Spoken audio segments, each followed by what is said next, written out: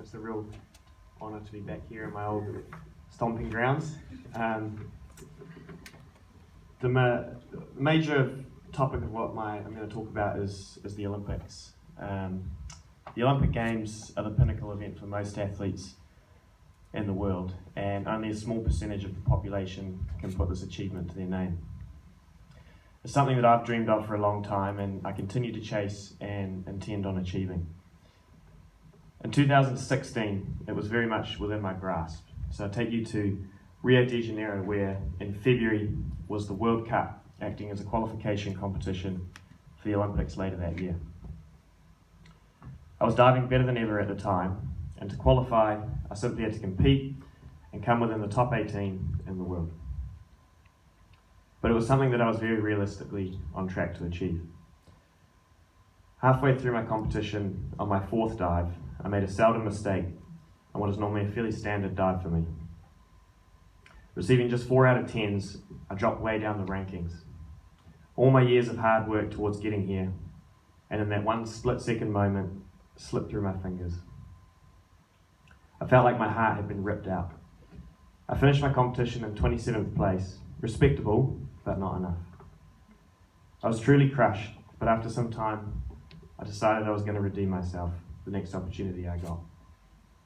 So obviously, I'm Liam Stone, and I'm a diver for New Zealand, having represented in several World Championships and Commonwealth Games.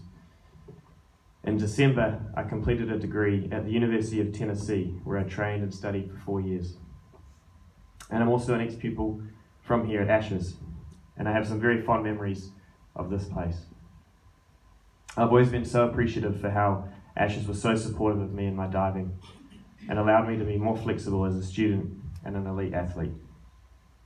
Particularly in Year 13 as I was building up to the Commonwealth Games, as well as looking to move to the States on scholarship.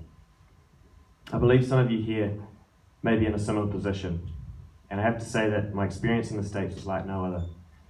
And I highly recommend taking a leap of faith and capitalizing on a once-in-a-lifetime opportunity, which goes for anything really. Sometimes that first step in doing something drastic can be quite intimidating, but later we realize that it may be the best step that we ever took. So although my sporting career is far from its end, I have many wonderful experiences from around the world, and I've been fortunate enough to travel to 14 different countries with diving. So along with some stories today, I have 3 lessons that I'd like to share that I feel have been valuable to me in my career and life so far, and perhaps you will find some value in it as well. So firstly, there is no such thing as failure, only feedback. Secondly, embrace your journey rather than wish it away towards a destination. And finally, having an attitude of gratitude. So as I mentioned, 5 years ago I was in your shoes. I was a student here building up to the Commonwealth Games. Those games were the most amazing experience for me, and I'll never forget the opening ceremony, walking out into the deafening cheering and the blinding light show displays. It still remains one of my favourite competition experiences, placing 7th in my first event and setting a New Zealand record. This gave me even more inspiration towards going to the Olympics in 2 years' time. As I mentioned, in 2015 I packed my bags and moved to Tennessee, where I would complete a degree in kinesiology. I was fortunate to train in the American college system and alongside many other international divers, including Mexican Mauricio Robles, or Mau, who became my best friend. Quick side story about that move. It was New Year's Day when I left, so it was summer here and winter there. The dorms where I would stay weren't open yet, so I had to crash on Mau's couch. He lived in a college apartment, so it wasn't exactly the Hilton, and the insulation was questionable as well. So he handed me a tiny blanket, put me on the couch, said welcome and good night. So I think I slept in about 10 layers that night thinking, where am I? What have I done? But it all worked out, as you'll find out. So to get back to where I left off from the World Cup, following that, I had the US University Nationals just a month later, which is a massive competition and the standard is world class. Many divers from around the world are taking opportunities like I did to go to college in the States. So I said after my performance in Rio that I wanted to win these nationals. The 1 metre event was first, and I liked 1 metre, but I had my sights set, particularly on winning the 3 metre event. So you'll have heard about getting in the zone. And during this event was one of the few times that I had been 100% in the zone. Feeling like I could make no mistake. Following a massive personal best, I actually won the event. I knew I could do well, but 1 metre was not the event that I'd set out to win. So surely this meant that I could very realistically win the 3 metre. Well, that 3 metre was the next day, and I had a mindset that I had to be perfect. But it was a new day and it was anyone's game. My first dive of the event was actually a bit of a flop. And I think I was near enough coming last after the first round. I fought back and finished 10th, but this didn't qualify me for the final of the top 8. I was on such a high less than 24 hours ago, and now I was so disappointed. At first I felt like I'd failed again to achieve what I really believed that I could. But it started to become apparent to me that perhaps I need to evaluate these experiences and learn from them. Perhaps my mindset was wrong when the event seemed to matter more. Perhaps I was worrying about failure, leading me to achieve exactly that. I now realise that this Nationals event, along with the World Cup, they're not failures at all, but rather some of the greatest lessons that I've had. Knowing now that there is no such thing as failure, only feedback, I feel so much freer during competitions as I know that I can only win or learn. Shortly following this US competition, the Olympics came round, and it was tough for me to watch. It brought back the emotions from World Cup that I'd tried to ignore. My Olympic dream had been so close that I could nearly touch it, but all of a sudden it was no longer straight in front of me, and I had an even longer road ahead. For a while I felt empty. I'd invested so much of my identity in that destination of being an Olympian. I hadn't stopped to realise all the amazing experiences and lessons that I was learning along the way, and how those may help me to improve myself and perhaps help others in the future as well. So here was a wake-up call for me to embrace and appreciate each step along my way of the journey. I've come to learn that with anything worth chasing, it's not the destination that makes it so great. It's the journey and the process that we go through. We'll face challenges and we'll have our victories. The highs and lows, the unexpected twists and turns, they're all a part of the roller coaster that we call life. And I was riding one heck of a roller coaster. And it just began to get more intense. So fast forward a year, I'd had some more massive success in the college system, setting big personal records and university records. Some international success followed that as well, and I won 3 international medals just a month later. In the Canada Cup, I set a still standing New Zealand record to place second, trailing only behind the reigning world champion, He Chao. I felt like I was on track to be a real competitor on the world stage. And it's times like these where the journey seems so great and easy to embrace. But it's when things turn that it becomes hard, and it will really test our ability to embrace each step and to have an attitude of gratitude. So following all these competitions and successes, I was beginning to feel the need for a break and a rebuild. But unfortunately that was not an option, as the world champs were just around the corner. With early signs of burnout, my performance and training started to drop. But I thought when I get to Worlds, I'll feel inspired by the atmosphere and begin to perform better again. But that didn't happen. I performed 2 personal worst scores. I got back from this event and I had a long break, and I actually gained a little bit of weight, which was a big shock to me. I'd never had to think about cutting weight, and I'd never had any doubts about my body image. All of a sudden, these things started to infect my mind. I was focusing on the negatives and not being grateful for what I had. I got back to training and I worked hard, but I struggled to get back to my normal fitness. I was riddled with fatigue. Sometimes I felt like I didn't have even had any energy to stand up, never mind train a full session. My performance in training continued to slip, and I started to become a little bit depressed about it all. The dives I was doing so easily at the start of the year were just too difficult for me, and some of them I had to replace with easier dives because I just couldn't do them properly.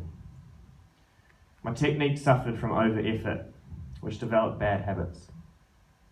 So this went on for several months, and following Christmas break, I got some blood tests done, and it was found that I had low testosterone.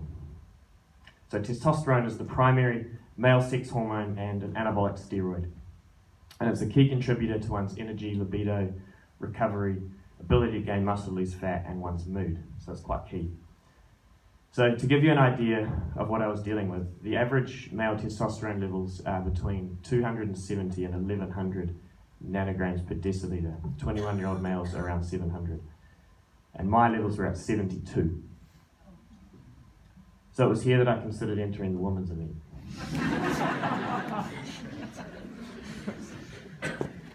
But I was told the best option for me to improve my levels was to rest. Doctors thought perhaps I was overtraining.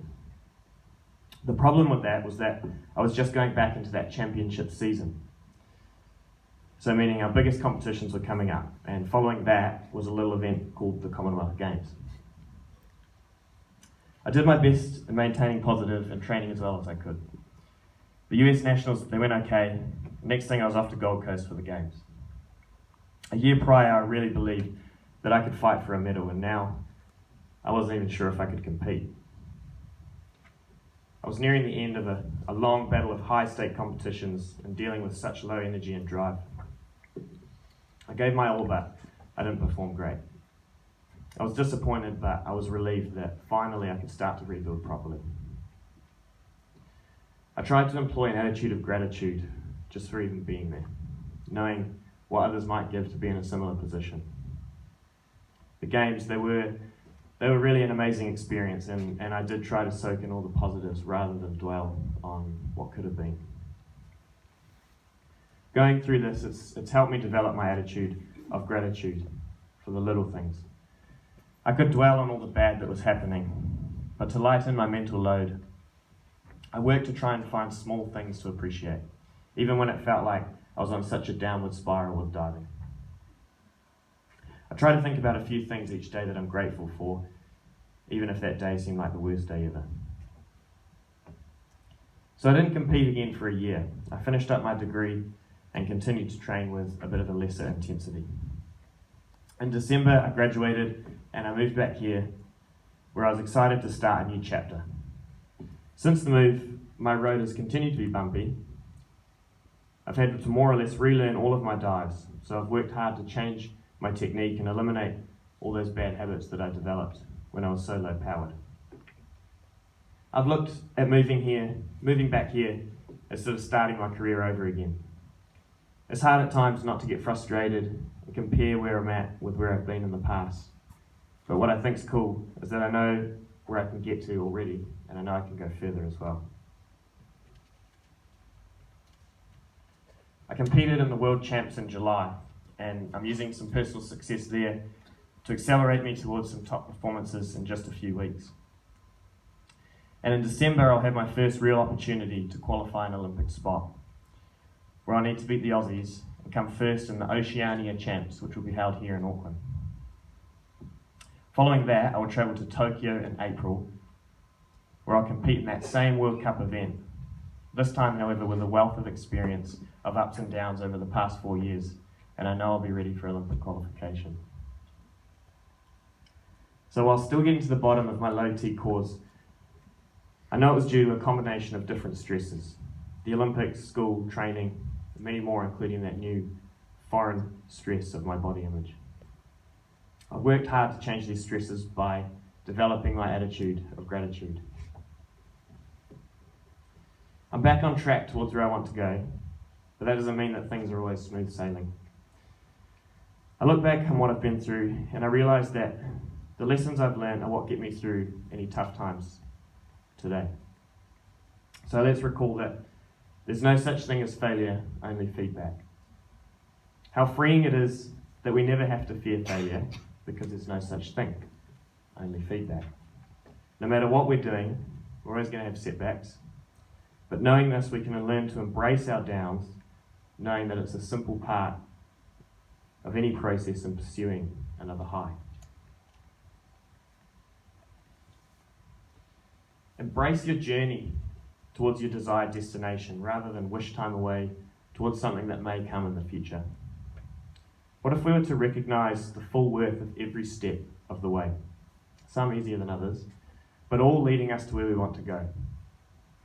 On every journey there are ups and downs. The ups are great, but it's the downs that make those ups so great. Being an Olympian is not about having competed in the Olympics, as much as it is about the highs and the lows and the grinding away day by day. Sometimes things like being an Olympian, they sound very attractive, but the reality is that they're ugly. And sometimes we have to be prepared to get a bit dirty along our pathway.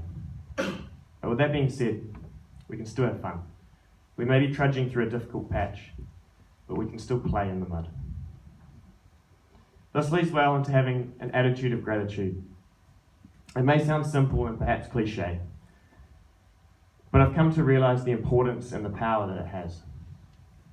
No matter what you're going through, allow yourself to enjoy little things where they come, and be grateful for the fact that tomorrow is a new day with new opportunities. I look at what I've been out and I use it to test my attitude of gratitude. Things that could always be far worse, and it's easy to overlook what we have and dwell on what we don't. But I challenge everyone to write down everything they have that they wouldn't want taken away from them. You'll quickly see how rich your life is. Perhaps you'll develop your attitude of gratitude, even just for the simple fact that you're here with us today. Thanks for having me here tonight, and I hope you've enjoyed quickly learning a bit about me and my diving career. And I hope you found some value in the lessons that I've offered you as well. I hope to continue to apply these myself as I continue to ride my Olympic roller coaster. And I welcome you to join me along the way. But tonight is about you guys. And I want to encourage you that whatever your passion is, be it sports, a subject, a career, I encourage you to follow that passion wholeheartedly and embrace every step of the way. I believe that no matter what it is, if you continue to fight and take it one step at a time, you can achieve absolutely anything. Thank you.